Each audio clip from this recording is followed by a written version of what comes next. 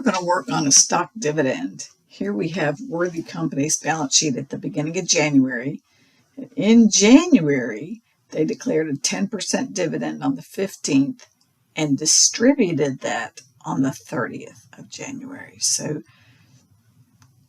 typically, companies don't always record that temporary 2-week period between when they declared and when they distributed the stock certificates, but they can.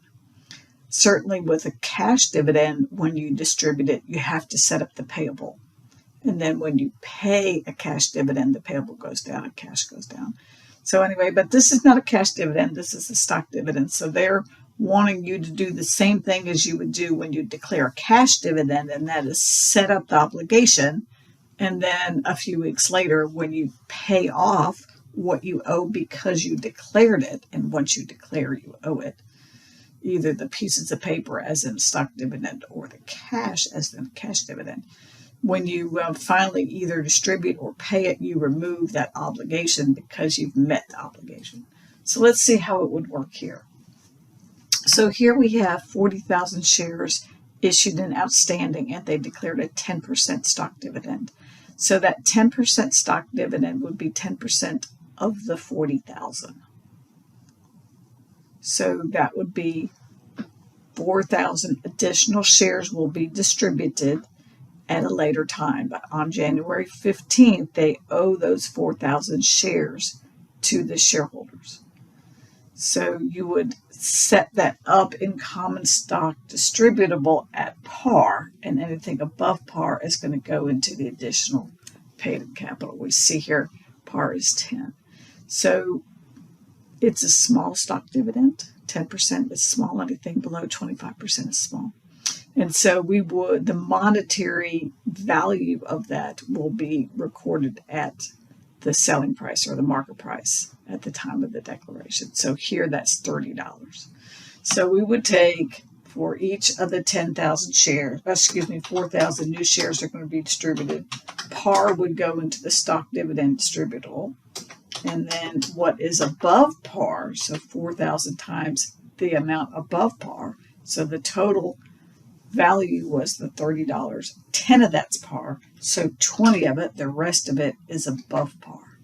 So those are going to go into those accounts, and it's going to come out of 4,000 times the full 30 is coming out of retained earnings.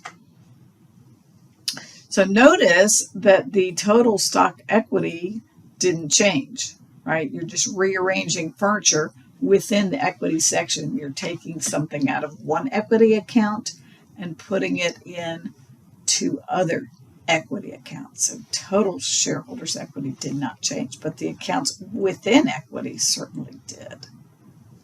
All right. Now, when you distribute the shares on the 30th, you would remove the 40 here, and you would put the 40 up into the common stock account. And then you would be done. And so the question is now, what will it look like at the end of January? So your common stock at par would be 440,000. That's 44,000 shares are now outstanding. Originally 40,000, 4,000 more.